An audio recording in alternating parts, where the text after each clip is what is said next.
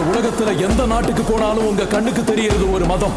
இந்த நாட்டுல எங்க பார்த்தாலும் உங்க கண்ணுக்கு தெரியறது ஒரு தர்மம். சனாதன இந்து தர்மம்.